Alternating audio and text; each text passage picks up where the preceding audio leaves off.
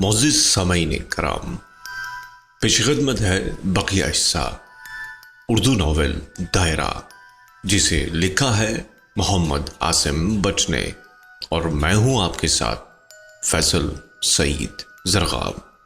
اگر آپ نے اب تک اس چینل کو سبسکرائب نہیں کیا تو یقیناً کوئی وجہ رہی ہوگی۔ آئیے بڑھتے ہیں ناول کے بقیہ حصے کی جانب۔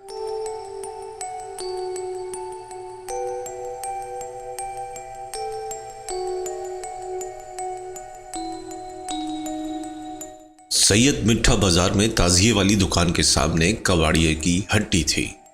یہ اتنی چھوٹی اور بدحیت دکان تھی کہ سرسری طور پر بازار میں سے گزرتے ہوئے دکھائی بھی نہ دیتی۔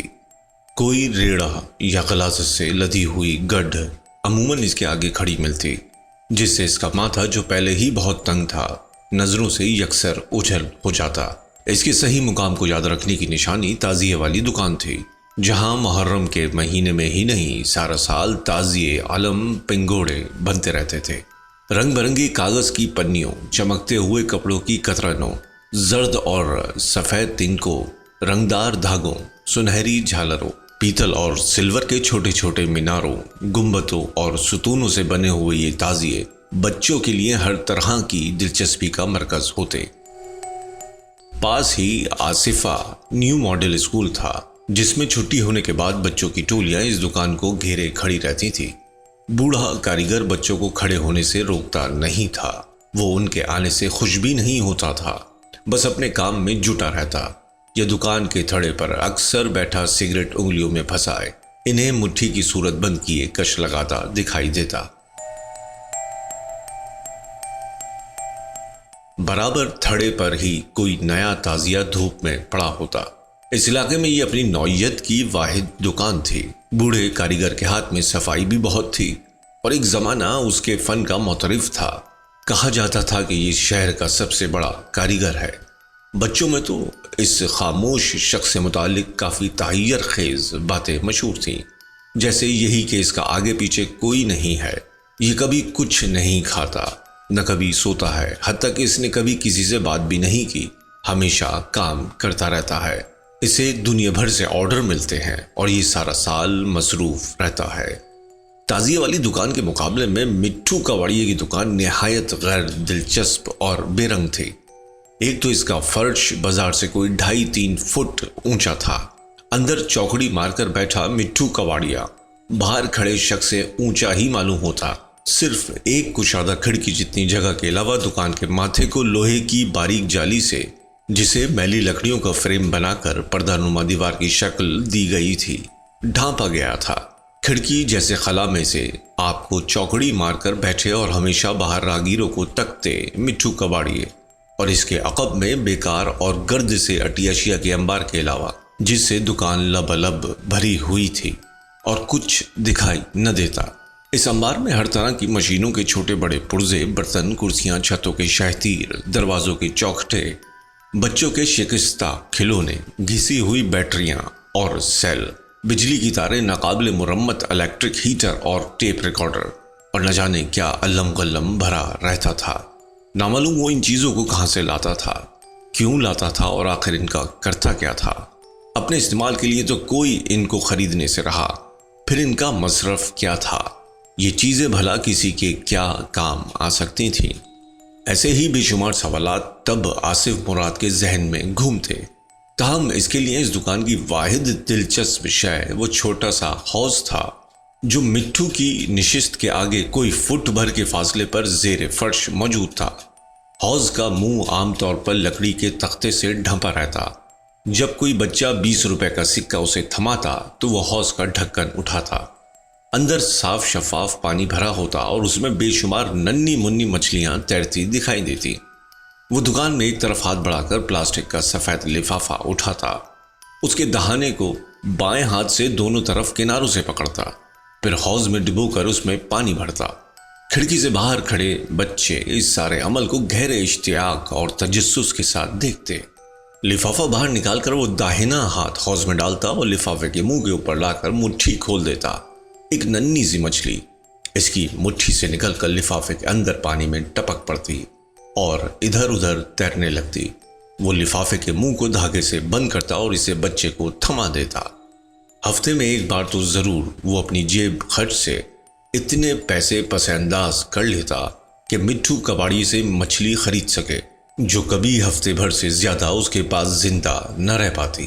اس نے گھر میں شیشے کا جگ خاص اپنے کمرے میں رکھا ہوا تھا، جس میں سمندر کا ماحول پیدا کرنے کے لیے کچھ گول پتھر اور ریت بھی ڈالی تھی۔ اس جگ میں وہ مچھلی کو ڈال دیتا، مٹھی پر باجرہ پانی کی سطح پر بکھیر دیتا، جسے مچھلی شوق سے کھاتی۔ اس کے باوجود وہ مچھلی زندہ نہ بچتی۔ چند ہی دنوں بعد جبکہ اسے وہاں آئے ہفتہ بھی نہ ہوا ہوتا، وہ گتے کے سخت ٹکڑے کی مانند باجرے کے دانوں کے بیچ پانی کی سطح پر تیرتی دکھائی دیتی۔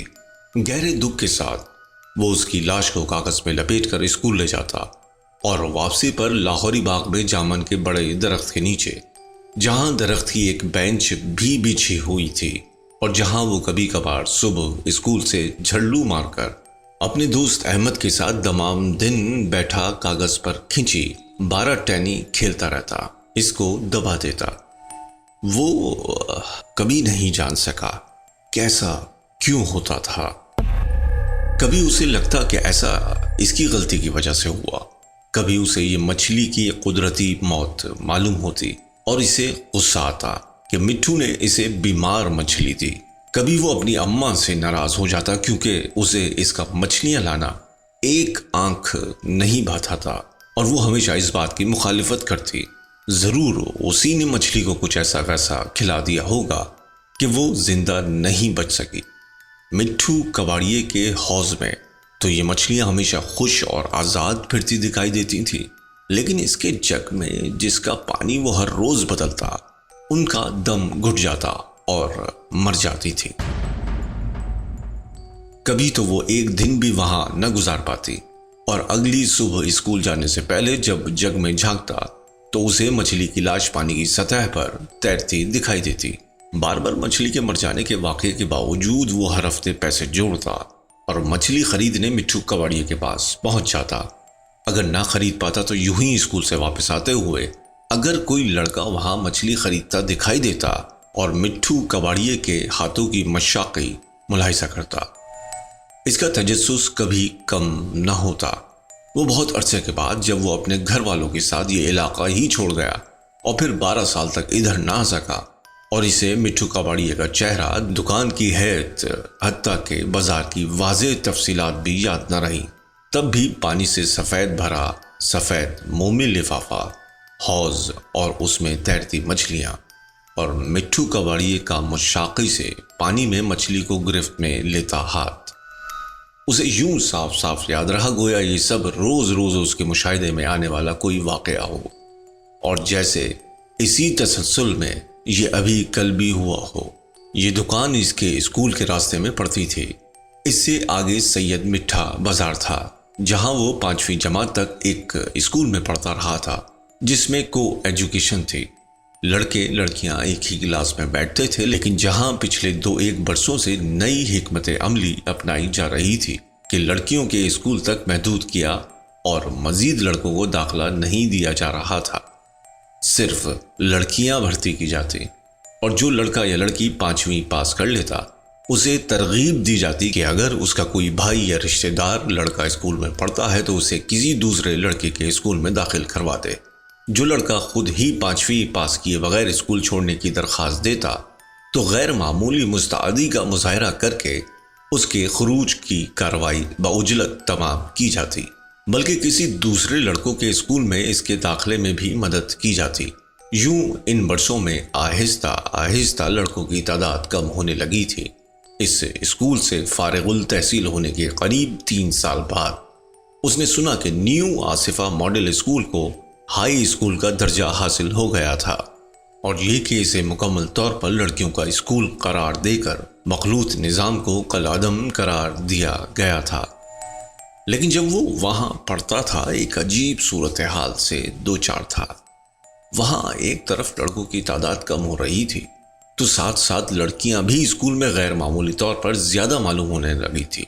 جب وہ 4تھے درجے میں تھا تو یہ کلاس کے آدھے سے ہرگز زیادہ نہ تھی۔ لیکن 5ویں درجے میں 55 طالب علموں کی جماعت میں لڑکے فقط 15 تھے اور لڑکیاں 40۔ جس طرح پہلے لڑکیاں کلاس میں ایک طرف سمٹ کر بیٹھتی تھیں، اب لڑکے یوں بیٹھنے پر مجبور تھے، اور اتنی بہت ساری لڑکیوں میں لڑکیوں کی طرح شرماتے بھی تھے۔ جب تمام لڑکیاں جو ان سے تعداد میں کئی گنا تھیں انہیں قریب قریب نظر انداز کر کے آدھی چھٹی کے وقفے میں اپنے طور پر کھیلوں میں مصروف ہو جاتی، تو انہیں وہاں ان کے درمیان اپنا آپ بہت اجنبی اور کمتر معلوم ہوتا، سو وہ اجنبیوں ہی کی مانند کچھ جھیپے سے رہتے۔ اس ماحول میں لڑکیاں چونکہ خود کو بہت محفوظ محسوس کرتی تھیں، سو خاصے جارحانہ انداز میں ان سے پیش آتی۔ بعد کے برسوں میں اسے اپنی کلاس کی تمام لڑکیوں کی صورتیں بھول گئیں، سوائے 2-1 کے۔ ایک تو چھوٹے سے قد کی روبینہ تھی، یا شاید نازیہ۔ اس کی سر کے بیچ ادھیڑ عمر مردوں جیسی چندیا تھی۔ بعد کے برسوں میں بھی اس نے ایک بار اسے کہیں دیکھا، لیکن پھر یہ بھی یاد نہ رہا کہ کب اور کہاں۔ 2 اور لڑکیاں بھی اس کی یادداشت میں باقی رہیں۔ دونوں کے نام اسے یاد نہیں رہے، غالباً وہ آپس میں رشتہ دار تھیں، یہ شاید بہنیں تھیں۔ وہ کلاس میں باقی لڑکیوں سے الگ تھلگ رہتی اور ایک طرف کھڑکی کے پاس بیٹھتی تھی، اکٹھی ہی اسکول آتی اور جاتی تھی۔ ناغہ بالکل نہ کرتی، یا شاید جب ناغہ کرتی تو ایک ساتھ ہی کرتی، سو جب دکھائی نہ دیتی تو دونوں ہی دکھائی نہ دیتی تھی۔ اسے یاد تھا لڑکوں میں ان کے بارے میں یہ تاثر عام تھا کہ لڑکیوں کا تعلق شاہی محلے سے تھا، جو اسکول سے چند سو گز پر سید مٹھا بازار سے ملحق تھا۔ اس عمومی تاثر کا لڑکیوں کو بھی علم تھا، شاید اسی لیے وہ دوسروں سے کٹی کٹی رہتی تھی۔ لڑکیوں کی نسبت قدرتی طور پر لڑکوں کو ان میں زیادہ دلچسپی تھی۔ وہ دونوں ایک سی عمر کی تھیں، 15 سے کیا کم ہوں گی۔ عمر کے اعتبار سے بھی جماعت میں سب سے رسیدہ تھیں، قبول صورت بھی تھیں۔ برسوں بعد ان کے چہرے اس کی یادداشت میں یکسر دھندلا گئے کہ اگر وہ انہیں کہیں دیکھ لیتا تو یقیناً پہچان نہ سکتا، یا ہو سکتا ہے ایسا ہوا بھی ہو۔ جو بات اسے بہت واضح طور پر یاد رہی وہ ان کی خاموش طبع تھی، کچھ گھبرائی ہوئی سی۔ وہ دوسری لڑکیوں کی طرح ہنستی بولتی نہ تھی، دوپٹے سے سروں کو اچھی طرح ڈھانپے رکھتی۔ اسے یاد ہے لڑکے انہیں چپکے چھیڑتے اور اشتیاق بھری نگاہوں سے دیکھتے۔ لڑکیوں میں بس یہی 2 ہی تھیں جن سے لڑکے جھیپتے نہ تھے، بڑے اعتماد کے ساتھ انہیں گھورتے اور ایک ٹک تکتے، مگر وہ کسی کی نگاہ کا جواب نہیں دیتی تھی۔ جانتی سب کچھ تھی مگر خود کو بے خبر ظاہر کرنے کا ڈھونگ رچاتی، اور اس میں وہ بہت کامیاب تھیں۔ اکثر بڑی عمر کے لڑکے ان کی بے اعتنائی کو سہار نہ پاتے تو ایک دوسرے کو کونیاں مارتے ہوئے کہتے، لعنت بھی جو یار، یہ تو بالکل ہی ٹھنڈی ہے۔ لڑکے ان کا پیچھا بھی کرتے، لیکن کبھی کوئی ان کے اصل ٹھکانے کو نہ جان سکا۔ بعض لڑکوں کا خیال تھا یہ روزانہ کسی دوسرے شہر سے آتی تھی، کچھ تو اس سے بھی زیادہ عجیب بات کہتے کہ یہ کہیں نہیں رہتی تھیں، تمام دن بسوں ویگنوں میں سفر کرتی، بازاروں گلیوں میں گھومتی رہتی تھی اور رات کسی نہ کسی کے ساتھ اس کے گھر پر گزارتی تھی۔ بعض بڑی عمر کے لڑکوں کا خیال تھا کہ یہ رہتی یہی کہیں تھی، کسی قریب کے محلے میں، لیکن ویگن میں بیٹھ کر دراصل کسی اڈے پر دھندا کرنے جاتی تھی۔ اسے ان لڑکیوں سے متعلق لڑکوں کے شدید تجسس پر حیرت ہوتی۔ وہ یہ سمجھ ہی نہ پاتا کہ ان لڑکیوں کا پیچھا کرنے کی آخر کیا تک تھی، اور یہ کہ آخر انہیں شاہی محلے کی ثابت کرنے پر اس قدر اصرار کیوں کیا جاتا تھا۔ 5ویں جماعت کے سالانہ امتحان سے بہت پہلے وہ دونوں اسکول چھوڑ گئیں۔ سبھی لڑکوں کی رائے تھی کہ وہ واقعی دھندے پر بیٹھ گئی تھی۔ 2-1 بڑی عمر کے لڑکے تو یہ دعویٰ بھی کرتے تھے کہ وہ ان کے ساتھ ٹائم لگا چکے تھے۔ 5ویں جماعت پاس کرنے کے بعد وہ مسلم ماڈل اسکول میں داخل ہو گیا، جو پرانے شہر کے قدیم دروازوں سے باہر اردو بازار میں واقع تھا۔ 12 دروازوں کی دنیا باہر کی دنیا سے بہت مختلف تھی، سمندر میں ایک چھوٹے سے جزیرے کی مانند۔ اس جزیرے کی آب و ہوا، عمارتیں، لوگوں کا رہن سہن، رسوم و رواج اور ان کا مزاج، یہ سب کچھ ان دروازوں سے باہر آباد دنیا سے میل نہیں کھاتا تھا۔ یہاں وقت مختلف رفتار سے گزرتا، دندناتا، ہر شے کو تہس نہس کرتا اور پیروں تلے رونتا ہوا نہیں، بلکہ بہت شانت اور غیر اثر پذیر، کچھ بھی تبدیل کیے بغیر یہ محض بچوں کو جوان اور نوجوانوں کو بوڑھا کر دیتا۔ پرانے چہروں کی جگہ نئے چہرے آ جاتے، لیکن کردار اور ان کا آپسی تعلق اور یہ سارا سیٹ اپ جوں کا توں قائم رہتا۔ مسلم ماڈل اسکول کے داخلہ ٹیسٹ میں وہ کامیاب نہ ہو سکا۔ ملک کے صدر کا نام ظہور الہی کے بجائے کچھ اور ہی لکھایا، شاید اپنے علاقے کے کونسلر خواجہ رفیق کا نام۔ قومی پھول چمیلی کے بجائے گلاب اور قومی کھیل ہاکی کے بجائے یوں ہی اپنی فہم عامہ کے اندازوں کی بنیاد پر کرکٹ لکھایا کہ ہاکی کھیلنے کا شائق اسے زندگی میں کوئی ایک لڑکا بھی نہیں ملا تھا، نہ کسی گراؤنڈ میں اسے کھیلا جاتا، نہ کوئی اس کے میچوں کو ٹکٹ لے کر تو کیا مفت بھی دیکھنے میں دلچسپی رکھتا تھا۔ ایسے ہی بہت سے سوال جن کے جواب دماغ پر تھوڑا سا زور ڈالنے سے یاد آ سکتے تھے، اس سے حل نہ ہوئے۔ ملک کی 5 معروف شخصیات میں وہ دلیپ کمار، لتا منگیشکر اور مدھو بالا کے نام بھی لکھایا۔ اب بھلا اس کے نمبر نہ کٹیں تو کیا اول درجہ ملے؟ اس کے باقی تینوں دوست کامیاب نکل گئے۔ تب اس کے باپ نے اسکول کے ایک استاد سے جو اندرون شہر رہتا تھا جا کر بات کی، اور یوں اس کا نام کامیاب لڑکوں کی فہرست میں تو نہ آیا، چھٹی کلاس کے سی سیکشن میں رجسٹر حاضری پر چڑھ گیا۔ اسکول کا بڑا پھاٹک صبح 8 بجے کے بعد بند کر دیا جاتا۔ جو لڑکے دیر سے آتے انہیں اندر قومی ترانہ پڑھے جانے تک باہر ہی کھڑے رہنا پڑتا۔ تمام بچے گراؤنڈ میں اسمبلی ختم ہو جانے کے بعد اپنی کلاسوں کو بھاگ جاتے تو دیر سے آنے والے باہر کھڑے لڑکوں کو بلایا جاتا، انہیں قطار میں کھڑا کر دیا جاتا۔ ہیڈ ماسٹر یا کوئی سینئر استاد ان کے نام ایک رجسٹر میں درج کرتا۔ گرجدار اور کرخت آواز میں ان کی خوب فہمائش کی جاتی۔ جو نئے ہوتے خوف سے ان کی ٹانگیں کانپنے لگتی، مگر جو دیر سے آنے کے عادی تھے خاموشی سے سر جھکائے اس کارروائی کے تمام ہونے کا انتظار کرتے۔ فہمائش کرنے والے استاد ایسے عادی لڑکوں کو پہچانتے تھے، سو انہیں سرزنش ہی نہ کرتے، یا زیادہ غصہ چڑھتا تو سردیوں میں ان کے الٹے ہاتھوں پر اور گرمیوں میں کان پکڑوا کر مرغا بنا کر پیٹھ پر چھڑیاں برساتے اور یوں اپنی فہمائش کرنے کی حاجت رفع کرتے۔ ماسٹر جی اور ان کی چھڑی، اس کی اسکول کی یادوں میں یہ 2 شبیہ نمایاں تھیں۔ چھٹی جماعت سے 10ویں جماعت تک ہر روز ماسٹر جی اور ان کی چھڑی کا اسے سامنا رہا۔ ماسٹر کلب صاحب کی چھڑی تو اسکول بھر میں مشہور تھی، لڑکے ان کا نام سنتے ہی تھر تھر کانپنے لگتے۔ جو ان کے سیکشن میں تھے دوسرے لڑکے انہیں غیر معمولی حیرت سے دیکھتے، گویا یہ کسی دوسری دنیا کے باسی ہوں، یا یہ کہ ہیں تو اسی دنیا کے لیکن ان میں ظلم و جبر سہنے کی فوق الانسانی شکتی موجود تھی کہ روز روز چھڑیوں کے ذریعے زد و کوب کیے جانے کے باوجود صحیح سالم اور زندہ تھے۔ قریب ہر روز ماسٹر کلب صاحب اپنی 1952 کی میٹرک کی ریاضی کی کتاب میں سے کسی نہ کسی فارمولے سے متعلق 50-60 مشقی سوالات لکھوا دیتے، جن کے جواب اگلے دن چیک بھی کرتے۔ ہر روز صبح لڑکے دل ہی دل میں ان کے نہ آنے کی دعائیں مانگتے۔ یا اللہ، ان کا ویسپا اسکوٹر جس کی کوئی نمبر پلیٹ نہیں لگی تھی بلکہ اس کی جگہ تخت سیاہ سے مشابہ ایک سیاہ تختی سب کا منہ چڑھاتی تھی، کسی ٹرک سے ٹکرا جائے، وہ ہلاک ہو جائے، یا کم از کم اتنے زخمی تو ضرور ہو جائیں کہ اگلے 2-1 ماہ اسکول نہ آ سکے، یا یہ کہ ان کے گھر میں کوئی موت ہو جائے، ان کا کوئی عزیز مارا جائے جس کے سوگ میں وہ فوراً ہی کوئی 15-20 دن کی چھٹی لیں۔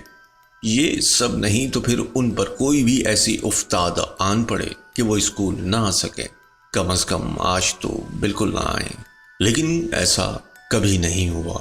ہر روز گھنٹی بجنے کے 5-10 منٹ بعد، جس بیچ جماعت کے بچے امید و بیم کی کیفیت میں بے چینی کے ساتھ مسلسل کلاس روم کے دروازے کو تکتے، وہ دور سے اپنا اسکوٹر گھسیٹتے ہوئے آتے دکھائی دیتے۔ اسکوٹر کو وہ کلاس روم میں کھڑا کرتے، سب کو سانپ سونگ جاتا۔ لڑکے کھڑے ہو کر ان کا سواگت کرتے۔ اگلے قریب 10 منٹ اسکوٹر پر کپڑا اڑانے اور رجسٹر میں حاضری لگانے میں گزر جاتے۔ پھر باری آتی کل کا کام چیک کرنے کی۔ ہر لڑکا اپنی اپنی کاپی کھول کر اپنے آگے بینچ پر دھر لیتا۔ جن لڑکوں نے کام نہ کیا ہوتا وہ ایمانداری کے ساتھ خود ہی اپنی اپنی جگہ کھڑے ہو جاتے کہ چیکنگ کے دوران پکڑے جانے کا مطلب تھا دوہری پٹائی۔ انہیں کلاس روم ہی میں ایک طرف قطار میں کان پکڑوا کر مرغا بنا دیا جاتا۔ وہ باری باری ہر لڑکے کے پاس جا کر کاپی میں سوال اور جواب دیکھتے، فوری طور پر فیصلہ دیتے ہوئے جتنے جواب غلط ہوتے اسی حساب سے لڑکے کے لیے چھڑیاں تجویز کرتے۔ عام طور پر تعداد کا انحصار ان کے موڈ پر بھی ہوتا تھا۔ اچھے موڈ میں گو ایسا کم ہی ہوتا، وہ کم اور آہستگی سے گویا محض رسمن چھڑیاں مارتے۔ لڑکا جس قدر ہاتھ کو پھرتی سے جھٹک جھٹک کر چھڑی کی ضرب سے بچنے کی کوشش کرتا، وہ چھڑیوں کی تعداد اتنی ہی بڑھا لیتے۔ یہ تمام کارروائی 20 سے 30 منٹ کے دورانیے پر مشتمل ہوتی۔ اسی دوران میں کام نہ کرنے والے بدستور مرغا بنے رہتے۔ ان میں سے اگر کوئی دکھتی ہوئی ٹانگوں کو آرام دینے کی خاطر پہلو بدلتا تو کبھی ماسٹر صاحب کی نگاہ سے نہ بچتا اور ایک چھڑی زناٹے سے اس کی کمر پر پڑتی۔ اوئی کی گھٹی گھٹی درد بھری آواز کسی صدائے عبرت کی طرح کمرے میں پھیل جاتی اور سننے والوں کے دل خوف سے دہلا دیتی۔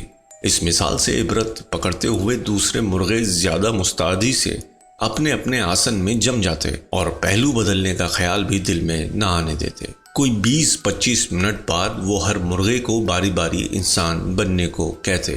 وہ سیدھا کھڑا ہو جاتا تو حسب ضرورت اس کی چھڑیوں سے توازہ کرتے۔ خود اسے بھی کتنی ہی مرتبہ ان قطاروں میں کھڑا ہونا پڑا۔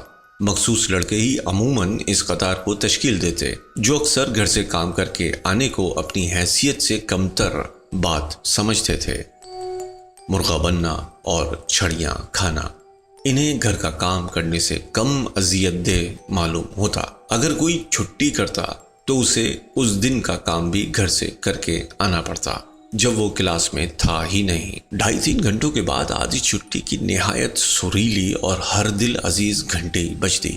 بوڑھا پٹھان اسکول کی مسجد کے پہلو میں کھڑے کیکر کے بڑے درخت کی شاخ سے ٹنگی پورے چاند جیسی لوہے کی موٹی ٹکیا پر چھوٹی آہنی سلاخ مارتا جس کی آواز اسکول سے باہر سڑک تک جاتی۔ یہ آدھی چھٹی چاچا چھولے والے کے نام ہوتی۔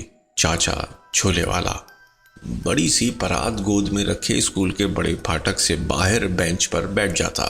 اس پرات میں نوالا 2 نوالا جتنے چکڑ چھولے کے ساتھ نصف کٹے اور دوہرے کیے ہوئے نانوں کی ایک اونچی ڈھیری بنی ہوتی۔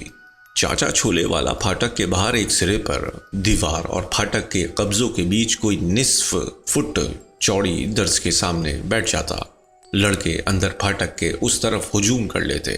بہت سی مٹھیوں والے بازو اس درز سے ایک دوسرے میں پھنسے اور الجھے ہوئے باہر چاچے کی طرف لپکتے۔ وہ ایک ایک مٹھی ہاتھ میں لیتا، اسے کھول کر 25 پیسے کا سکہ پرات میں ایک طرف ڈالتا اور ایک دوہرا کیا ہوا نصف نان اس مٹھی میں تھما دیتا۔ فوراً ہی بازوؤں کے اس خوب پھولے ہوئے جھاڑو میں سے وہ مٹھی غائب ہو جاتی۔ چاچا دوسری مٹھی کی طرف متوجہ ہوتا۔ آدھ گھنٹے کی چھٹی کے دوران اس کی پرات میں استادہ نانوں کی پہاڑی صفا چٹ ہو جاتی اور اس کی جگہ رہ جاتے بہت سے 25 پیسے کے چھن چھن کرتے سکے۔ نئے اسکول کی زندگی بہت مختلف تھی۔ اس میں اور نیو آصفیہ اسکول میں بہت فرق تھا۔ پچھلا اسکول اندرون شہر میں تھا، دوسرا ان 12 دروازوں سے گھری دنیا سے باہر۔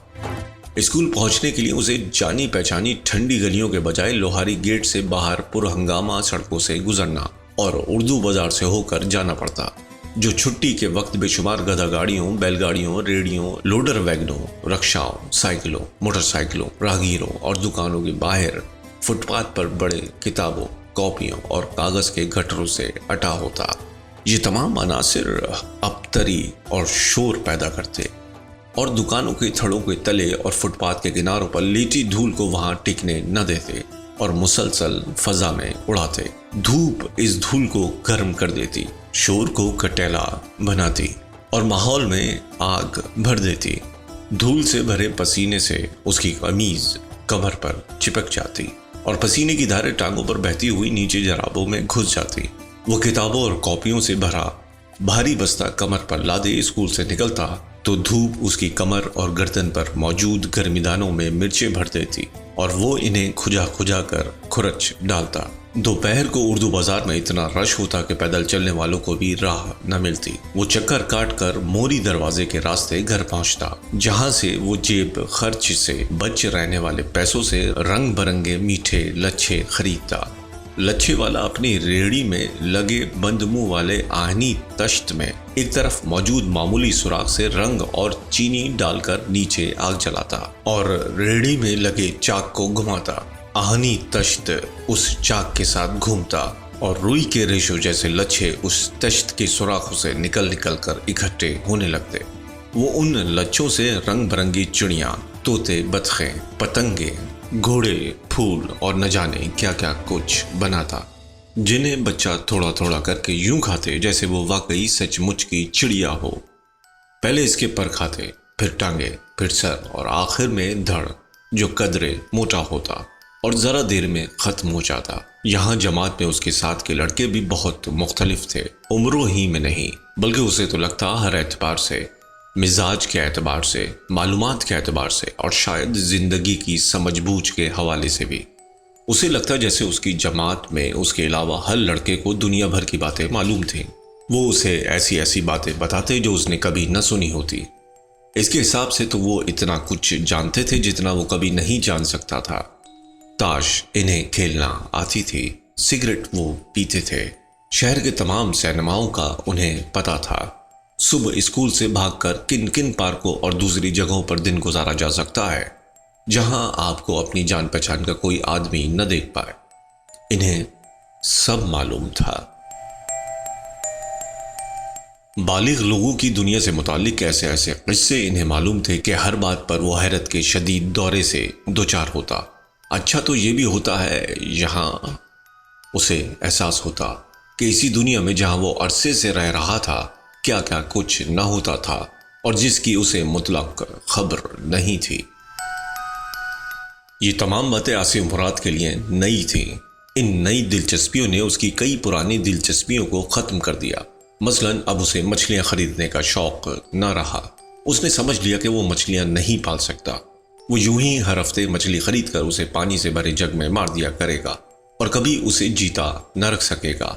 وہ اب اس طرف جاتا ہی نہیں تھا جدھر مٹھو کباڑیے کی دکان تھی۔ اتوار کے اتوار گلی کے لڑکے اکٹھے ہو کر منٹو پارک کرکٹ کھیلنے جاتے، بس تبھی وہ سید مٹھا بازار سے گزرتا۔ مٹھو کباڑیے کی دکان تب بند ہوتی، لیکن اس دکان میں اب اسے دلچسپی ہی کہاں رہی تھی۔ اتوار کے اتوار منٹو پارک میں کرکٹ کھیل کر لوٹتے تو خوب دن چڑھاتا، لڑکے ٹولیوں میں بٹ جاتے۔ وہ اپنے دوست نواز ٹھلے کے ساتھ واپسی پر شاہی محل کی گلیوں میں سے گزرتا، جہاں ویرانی اور نیند یوں چھائی ہوتی گویا یہاں ابھی دن چڑھا ہی نہ ہو۔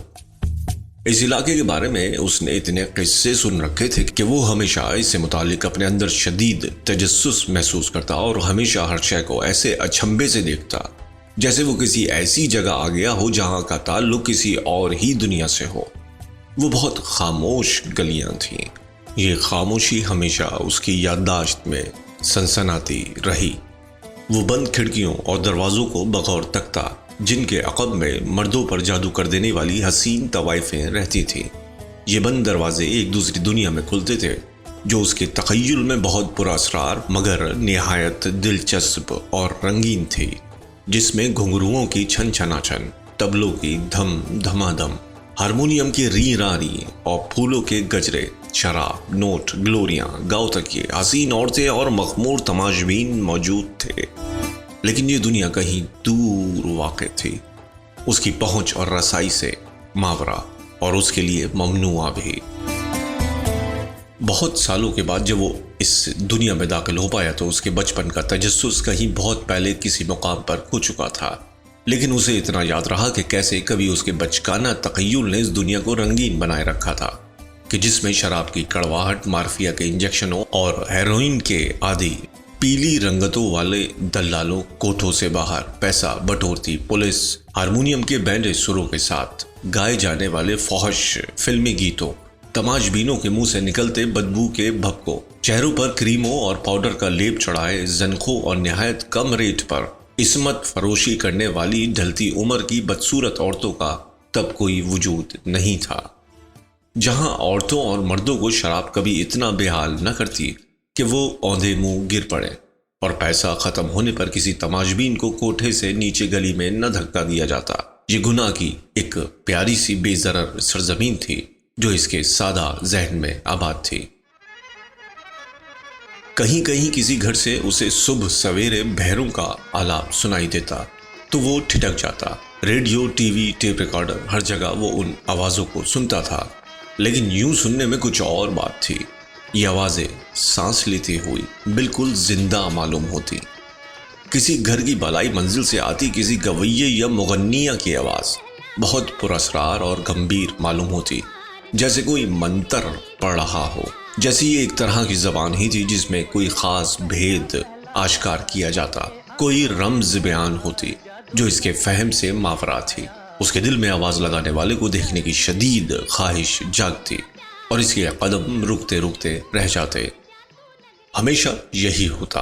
ان گلیوں سے اسے خوف بھی تو آتا تھا، وہ ڈرتا تھا کہیں واقعی چلتے چلتے وہ رک ہی نہ جائے، کہیں واقعی اچانک کوئی بند دروازہ یا کھڑکی کھل ہی نہ جائے اور وہ سب کچھ اسے صاف صاف دکھائی نہ دے جائے جس کے تصور نے اسے اپنا اسیر کر رکھا تھا۔ یہ اسرار کہیں ختم ہی نہ ہو جائے، لیکن ایسا کبھی نہ ہوا۔ ان گلیوں سے گزرتے ہوئے بند دروازوں اور بند کھڑکیوں کا کوئی پٹ کبھی اس پر وار نہ ہوا۔ یہی وہ دور تھا جب اس کی یادداشت کی زمین پر نئی فصل اگ رہی تھی۔ آصفہ ماڈل اسکول اور اسے متعلقہ یادیں دھندلا رہی تھیں۔ اس کے بجائے شاہی محلے کی پراسرار گلیاں، منٹو پارک، پرشور اردو بازار اور مسلم ماڈل ہائی اسکول، یہ جگہیں اس کی یادداشت میں جگہ پا رہی تھیں۔ ایک نئی دنیا اس کے سامنے کروٹ بدل رہی تھی۔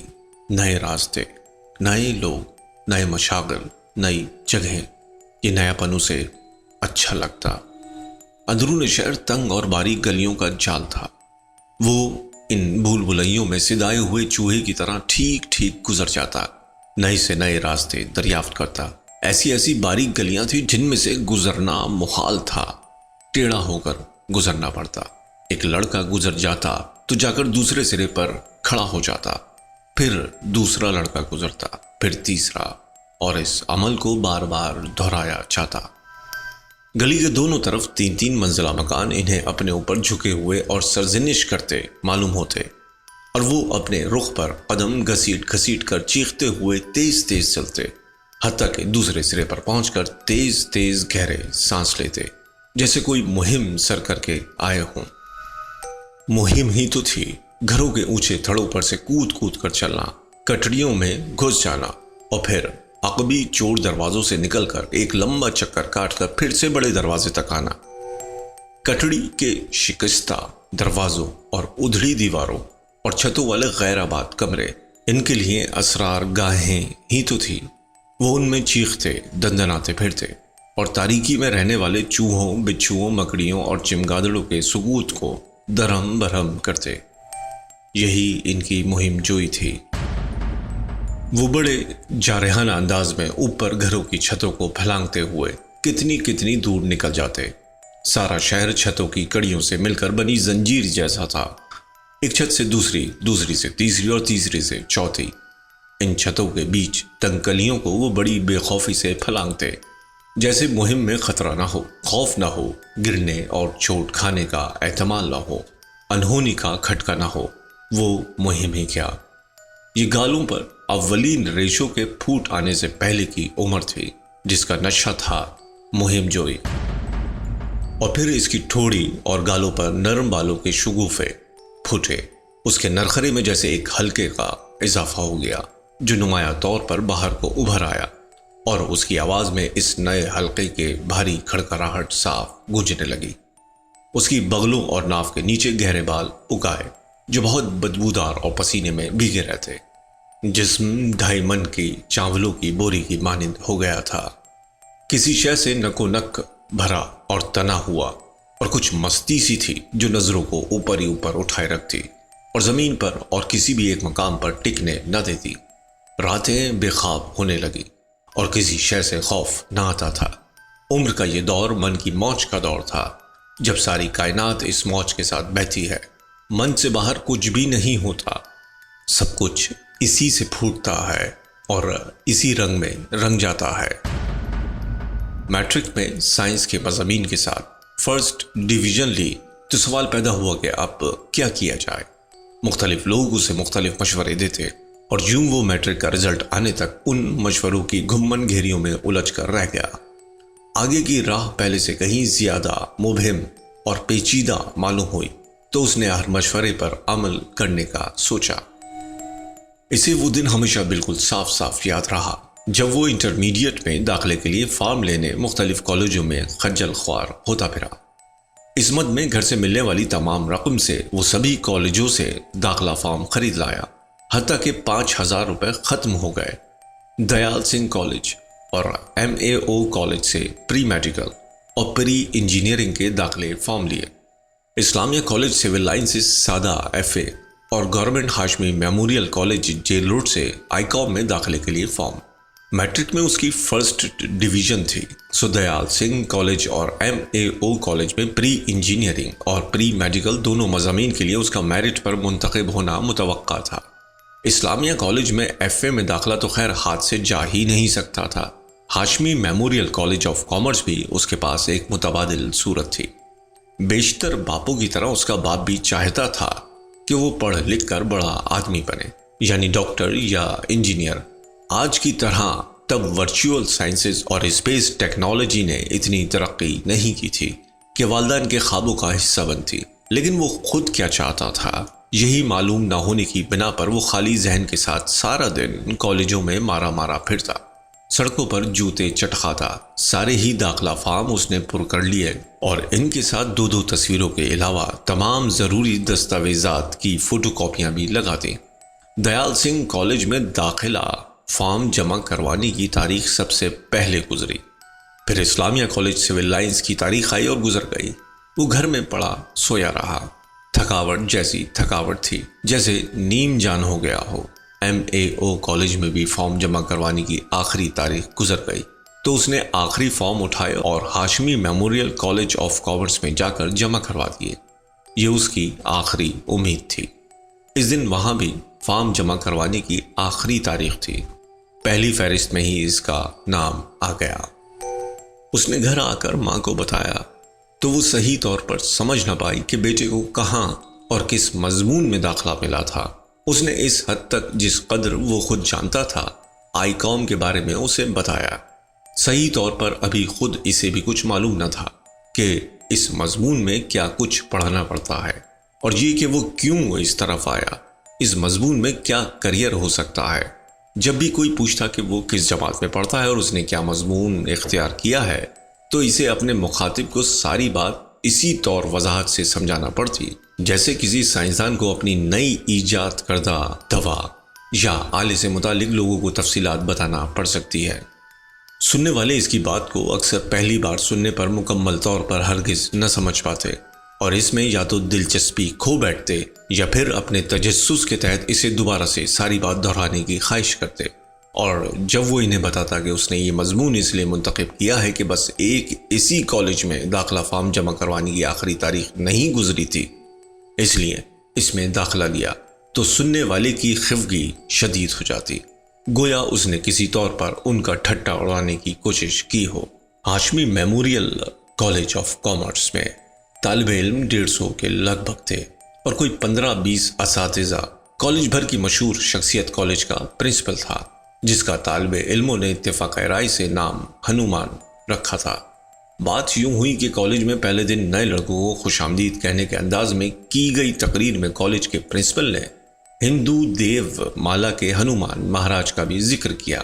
بعد ازاں یہ تو کسی کو یاد نہ رہا کہ یہ ذکر کس ضمن میں ہوا تھا، لیکن ہندی فلموں میں ہنومان کے پیش کردہ سراپے سے پرنسپل کے چوڑے نتنوں کی گہری مشابہت سب کو یاد رہی۔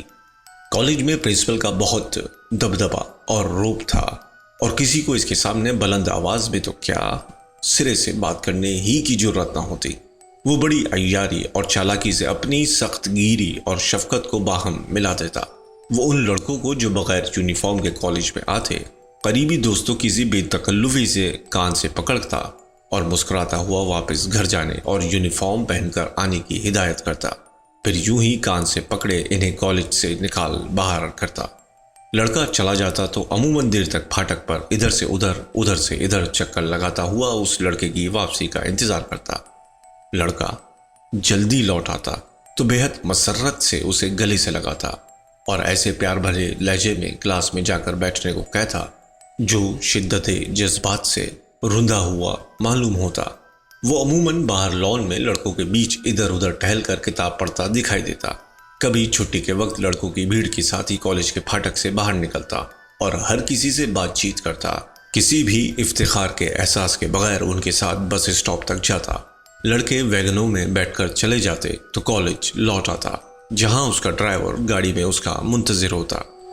کالج کا شاید ہی کوئی لڑکا اسے پسند کرتا ہو۔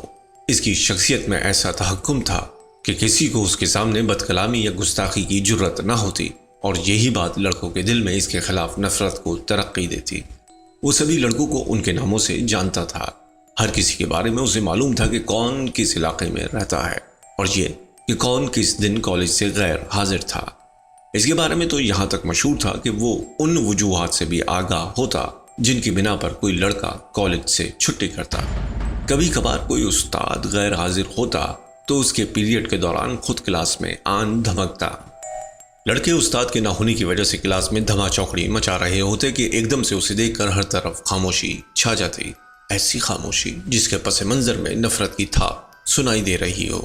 وہ ان سے انہی کی دلچسپی کے موضوعات پر بات کرتا، مثلا نئی انڈین فلمیں اور گانے، کرکٹ، تاش بازی، کپڑوں کے فیشن اور سب سے خاص موضوع لڑکیاں۔ آہستہ آہستہ وہ کمال عیاری سے تمام کلاس کو بولنے اور اس سے بات چیت کرنے پر آمادہ کر لیتا۔ جب تک کہ پیریڈ ختم ہونے کی گھنٹی بجتی وہ کلاس میں لڑکوں کے درمیان کسی کرسی پر بیٹھا بیت بازی یا گلوکاری کے مقابلے کی صدارت کر رہا ہوتا۔ گھنٹی بجنے کے باوجود کوئی لڑکا کلاس سے نکلنے پر تیار نہ ہوتا تو وہ یکبارگی کرسی سے اٹھتا اور پکار کر کہتا "It's time to go" اور خالص پروفیسرانہ انداز میں چھوٹے چھوٹے ڈاگ بھرتا ہوا کلاس روم سے نکل جاتا۔ لڑکوں کے اندر جیسے کچھ ٹوٹ جاتا، انہیں جیسے اچانک یاد آتا کہ وہ اس شخص سے کتنی نفرت کرتے تھے، اور کچھ دیر کے لیے دب جانے والی نفرت پہلے سے زیادہ شدت کے ساتھ بیدار ہو جاتی۔ برسوں بعد جب آصف مراد نے تعلیم کو خیر بات کہا اور گھریلو معاشی مجبوریوں کے تحت ملازمت اختیار کی اور یوں ہی کئی سال بیت گئے، اور پھر اسی بیچ ایک روز اس نے اپنے ماضی کی یادوں کو کھنگالنے کی کوشش کی تو اسے پرنسپل کا چہرہ بالکل یاد نہ آیا، محض ایک دھندلی سی شبیہ اس کے ذہن کے پردے پر ظاہر ہوئی جو ناقابل شناخت تھی، حتیٰ کہ اس کے چوڑے نتنے بھی نہیں جس کی بنا پر اسے ہنومان کا لقب دیا گیا تھا اس کی یادداشت میں دھندلا گئے۔ ذہن پر زیادہ زور دینے سے اس کی یادداشت میں مختلف چوڑے نتنوں والے کتنے ہی چہرے ابھرے، سیاہ، سفید، گندمی، لیکن ان میں سے کوئی بھی اس پرنسپل کا چہرہ نہیں تھا جس سے اس سمیت کالج کے سبھی لڑکے ایک ایسے رشتے میں بندھے ہوئے تھے جسے وہ کبھی کوئی نام نہیں دے سکے تھے، اور اس حوالے سے جو بات انہیں سمجھ میں آتی وہ اس کے علاوہ اور کچھ بھی نہیں تھی کہ انہیں اس سے شدید نفرت تھی۔ غالباً یہی وہ دور تھا جب اسے مستقبل ایک قابل فہم حقیقت کے طور پر دکھائی دینے لگا، مستقبل جو ایک کوری تختی کی طرح تھا، جیسی تختی وہ بچپن میں گاچھنی سے پوت کر اسکول لے جایا کرتا تھا۔ اس تختی پر اسے کچھ لکھنا تھا، اچھی بری جیسی بھی عبارت لکھ پائے، بھلا وہ کیا لکھے؟ ایک کامیاب زندگی، خوبصورت بھی بہت ہی وفا شعار، بچے، گھر، کار، بینک بیلنس اور یقین ایک زیادہ تنخواہ والی نوکری۔ یوں اس نے اپنے مستقبل کا ایک خاکہ تشکیل دیا۔ یہ عبارت جو اس نے اپنے مستقبل کی سادہ تختی پر درج کی تھی سچ ہو سکتی ہے، اسے یقین تھا، لیکن کیسے، اس بارے میں اسے کچھ ادراک نہیں تھا۔ یہ مستقبل ایک خواب کی صورت میں اس کی نیند کا حصہ بن گیا۔ بیوی، بچے، کوٹھی، کار اور بینک بیلنس، اچھی نوکری، عزت، شہرت، وہ ان خوابوں کا عادی ہو گیا۔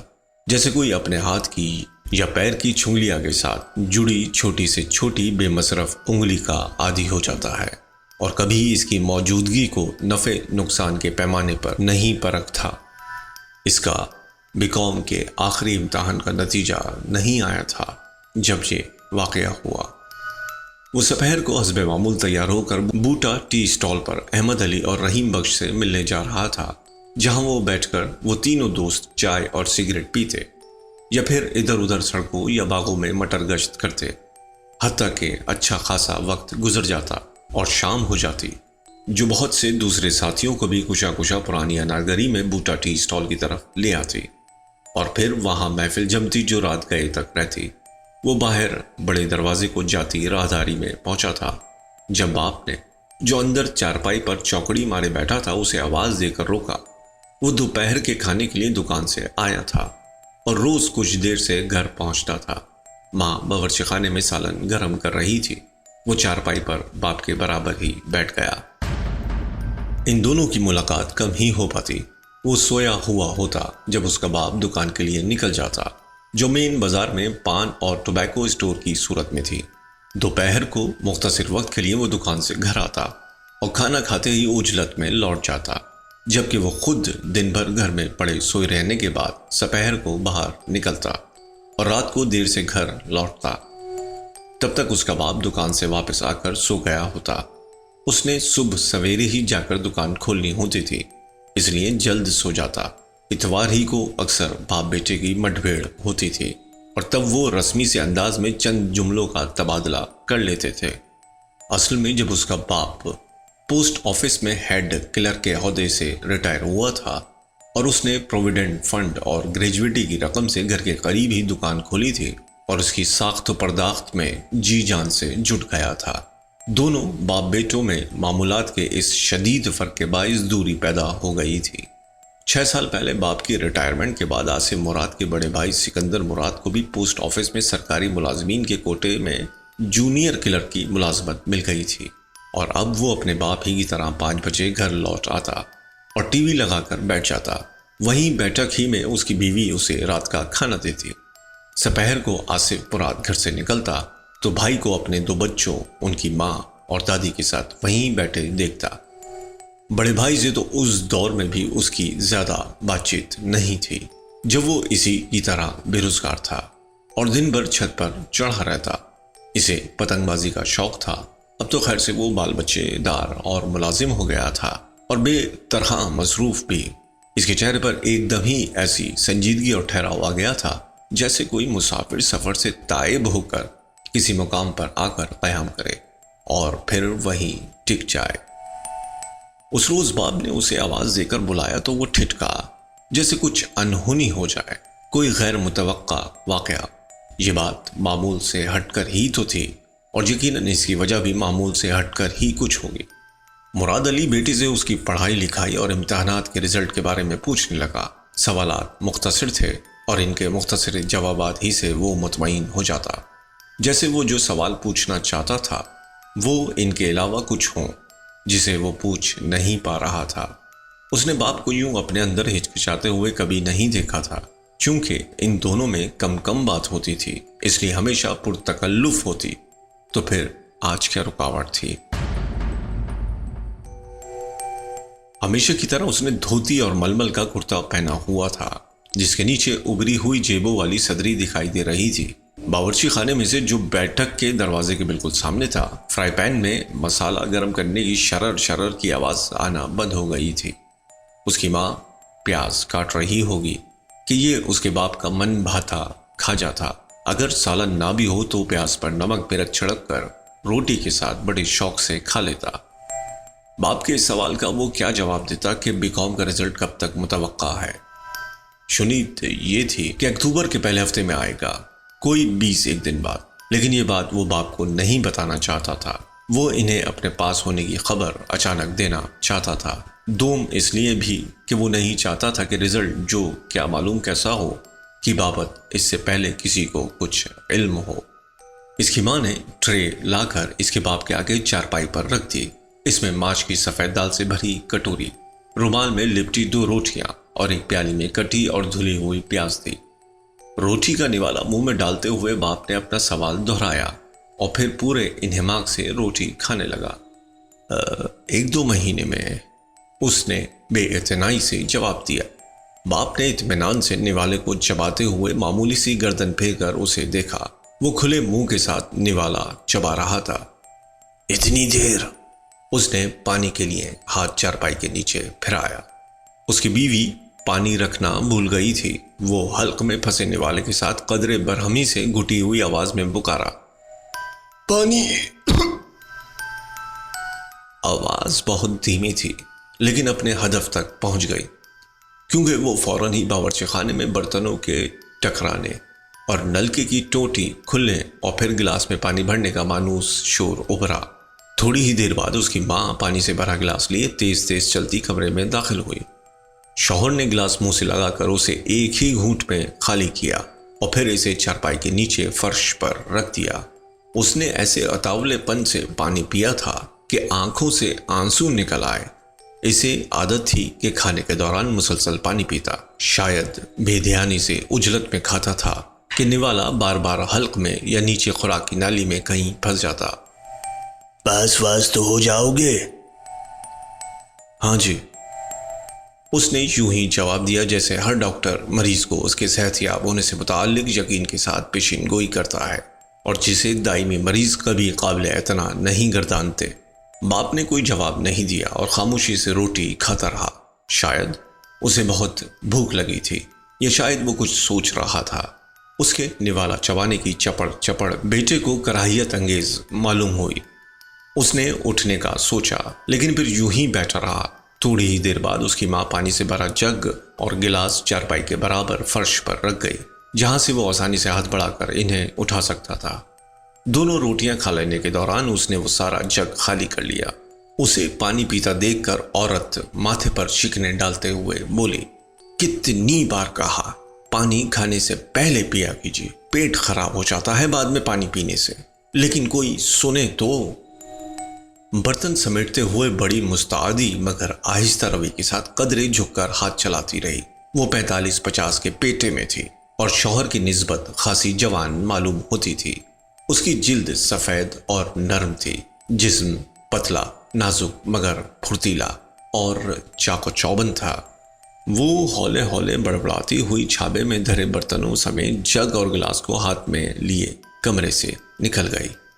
باپ کھانے کے بعد یوں ہی منہ میں کچھ چبا رہا تھا اور اپنے کلوں پر زبان پھیر رہا تھا۔ پھر وہ بیٹھے بیٹھے بیٹے کی طرف مڑا جو اس کے عقب میں چارپائی کی پٹی پر بیٹھا تھا، سامنے دروازے کے برابر دیوار کو تک رہا تھا۔ BA میں پاس ہو جاؤ گے؟ آگے کیا ارادہ ہے؟ میں یونیورسٹی میں داخلہ لوں گا، MA اکنامکس میں۔ فرسٹ ڈویژن تو بن ہی جائے گی۔ پچھلے 2 سال میں ہر امتحان میں میری پوزیشن بہتر رہی ہے۔ اگر فرسٹ ڈویژن نہ آئی پتر؟ باپ نے شک کا اظہار کیا۔ فرسٹ ڈویژن تو آ ہی جائے گی۔ پھر جیسے اپنی جنجلاہٹ کو دور کرنے کے لیے زور دیتے ہوئے اپنی بات کو دہرایا، فرسٹ ڈویژن نہ بھی آئی تو سیکنڈ ڈویژن کے ساتھ مجھے FC کالج میں، اسلامیہ کالج سیول لائنز میں یا اور بھی کئی کالج ہیں، کہیں نہ کہیں داخلہ مل جائے گا۔ داخلے کا کوئی ایسا مسئلہ نہیں ہے۔ کتنا خرچ اٹھے گا بھلا؟ خرچہ؟ بیٹا اچانک گڑبڑا گیا۔ اس بارے میں تو اس نے کبھی سوچا ہی نہیں تھا۔ خرچہ تو اس کی ذمہ داری نہیں تھا، نہ اس کا درد سر۔ معلوم نہیں، 30-40 ہزار تو داخلہ فیس ہوگی اور پھر اور بھی خرچے ہیں، کتابیں اور جب تک اس کا باپ سرکاری ملازم تھا ان کے گھر کا خرچ باقاعدہ انداز میں خاص معمول کے تحت چلتا رہا۔ ہفتے کے مخصوص دنوں میں دال، مخصوص ایام میں سبزی اور جمعے کے جمعے گوشت پکتا۔ ریٹائرمنٹ کے بعد جب سے اس نے دکان کھولی آمدنی بڑھی ضرور تھی مگر بے قاعدہ ہو گئی تھی۔ کبھی وہ بہت خوشحال ہو جاتے، ہفتے میں 3 بار گوشت پکتا، اور کبھی یکدم تنگی آ جاتی، مہینہ بھر دال اور سبزی پر گزارا ہوتا۔ دال بھی مسور یا چنے کی اور سبزی آلو یا بینگن۔ بات یہ ہے پتر، باپ نے سر جھکا کر تھکے ہوئے لہجے میں کہا، میرے ہڈ پیروں میں اتنی طاقت نہیں رہی کہ گھر کا خرچہ چلا سکوں۔ تو جانتا ہے دکان کے حالات کیا ہیں۔ रम के चलती है तो इसका क्या एतबार। तेरे बड़े भाई का अपना घर बार है, मैंने उसे मना कर दिया है कि हमें कुछ ना दे, अपना खर्च देख। तुझे मैंने तेरे बड़े भाई से ज्यादा पढ़वाया, माशाल्लाह तू अब ग्रेजुएट हो जाएगा। हमारे जमाने में तो ग्रेजुएट का बड़ा ठोका होता था, कोई माई का लाल ही बीए करता था। अब तू भी अपने पैरों पर खड़ा हो जाने की कोशिश कर। मैं ये नहीं कहता कि हमें लाकर खिला, माँ बाप तो बस यही चाहते हैं कि औलाद अपना खर्च उठाने जोगी हो जाए, किसी की मोहताजी ना हो। मैंने अब तक तेरा हर खर्चा पूरा किया, आगे से इनकार नहीं है। जितना हो सकेगा करूँगा, आखिर में कमाता हूँ तो किसके लिए, मेरी अपनी ज़रूरतें ही कितनी हैं। पर अब मुझ में हिम्मत नहीं रही, सांस की बड़ी तकलीफ रहती है। तू कोई नौकरी तलाश कर, और आगे मजीद पढ़ना चाहता है तो जम पढ़ा, इससे अच्छी और क्या बात होगी। पर इस सोच के साथ पढ़ के अब तू बड़ा हो गया है और अपना खर्च खुद उठा। बाकी जब तक मुझ में दम है मैं हाथ पल्ला मारता ही रहूंगा अपनी औलाद के लिए। बाप ने खामोशी से टांगे चारपाई की पट्टी से नीचे लटकाई जहां फर्श पर इसके रबड़ के स्लीपर पड़े थे। फिर दोनों हाथों को पट्टी पर धरकर वो बहुत नीचे झुक गया और पैरों को आहिस्ता आहिस्ता स्लीपरों में डालने लगा। नौकरी कर ले तो तेरी शादी कर दे, तू भी अपना घर बना, यही दुनिया का दस्तूर है। बस इतनी ही सी बात तुझसे कहनी थी, इसलिए तुझे बुलाया। रब करे तुझे अफसरी मिले, हम जैसा क्लर्क न बने। वो यूं ही सर झुकाए बोलता रहा और खांसने लगा। कसरते तंबाकू नोशी से उसका सीना छलनी था। आसिम मुराद की याददाश्त में उस दिन की याद बहुत मुख्तलिफ तरह से थी।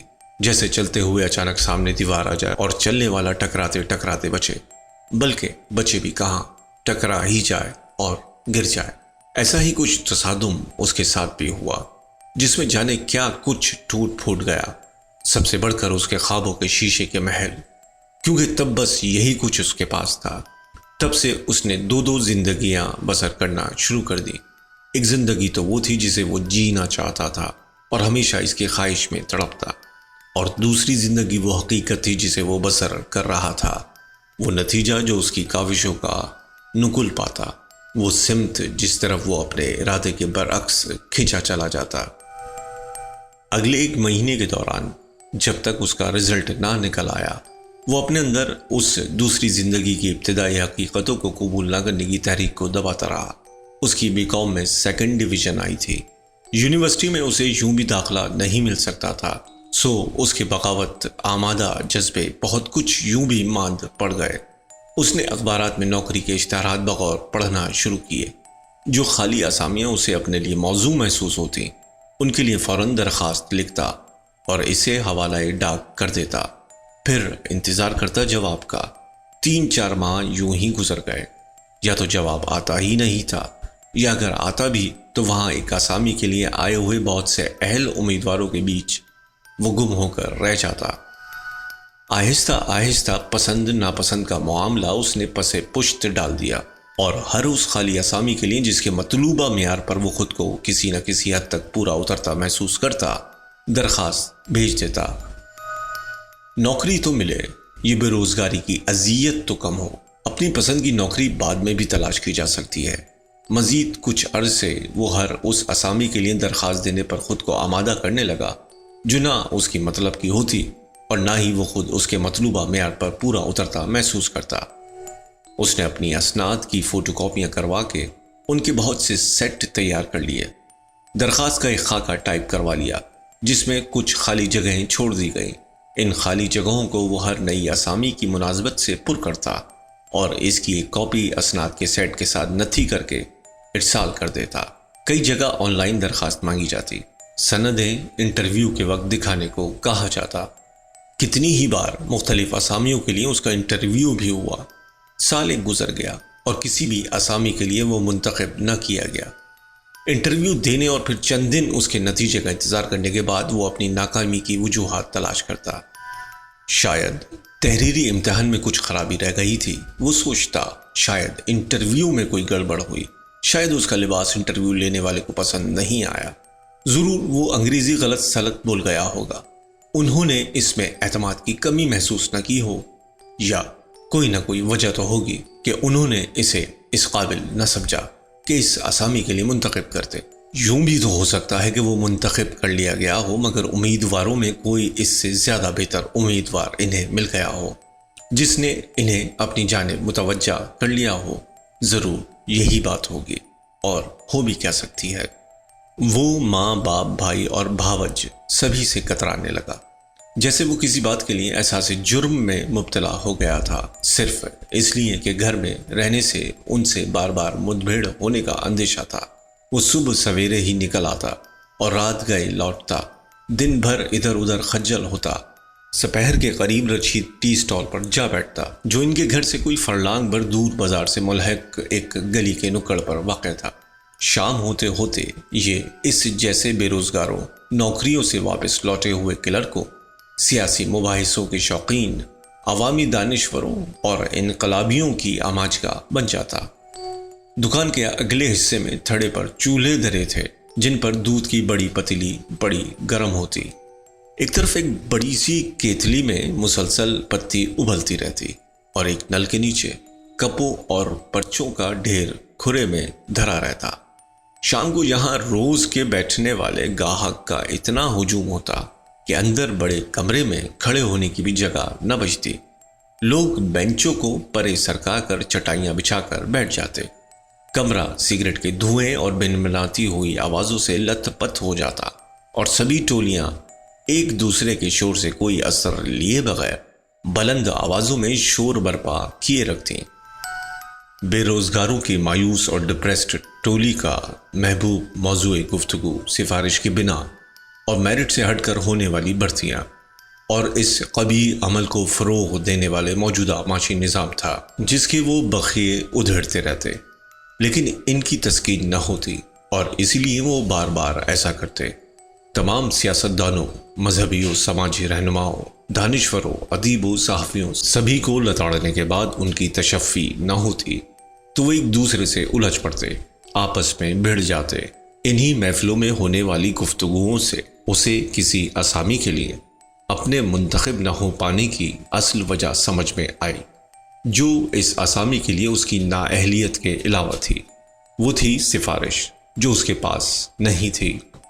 دوسرے امیدواروں سے بہتر ہونے کے باوجود صرف اس لیے اس کی درخواست رد کرتی جاتی کیونکہ اس کے ساتھ کسی سیاستدان یا بااثر ہستی کی سفارشی چٹھی نہ ہوتی۔ یہ نظام ہی غلط اور غیر منصفانہ تھا۔ یہ اتنا گھناؤنا اور استحصالی تھا کہ اس کی اصلاح ممکن نہیں تھی۔ بس ایک ہی حل تھا، اسے تہس نہس کر دیا جائے۔ اس کی جگہ ایسا نظام لایا جائے جس میں ہر کسی کو اپنی لیاقت کے مطابق برابر کے مواقع ملے، اور کوئی صرف اس لیے نوکری حاصل کرنے سے محروم نہ ہو کہ اس کے پاس کوئی تگڑی سفارش نہیں تھی۔ انقلاب، انقلاب، ان کی بحثوں کا اختتام اکثر اسی نعرے پر ہوتا۔ اس انقلاب کو ممکن بنانے کے لیے وہ جوش اور ولولے سے بات کرتے۔ ایسی گفتگوؤں میں پیش ہوتا جوہر علی، جو انہیں مارکس اور لینن کی تحریروں کے اردو ترجمے لا کر دیتا اور انہیں اسٹڈی سرکلز میں لے جاتا جہاں انقلاب کی مبادیات کے بارے میں بات چیت کی جاتی۔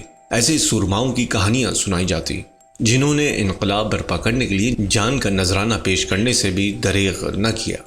یہ انقلاب برپا ہو سکتا تھا اگر مظلوموں کے پاس اختیار ہوں، اور یہ اختیار وہ ارباب بست و کشاد سے چھین کر ہی حاصل کر سکتے تھے۔ سو جب تک کمزور طاقتور نہیں ہو جاتا، انقلاب ممکن نہیں تھا۔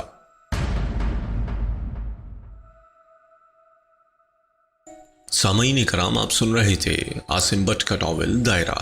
بقیہ حصے کے لیے اگلی پوسٹ ملاحظہ کیجیے۔ آپ سب کی تشریف آوری کا بہت شکریہ۔ ہمارے ساتھ جڑے رہیے۔ الہی امانت۔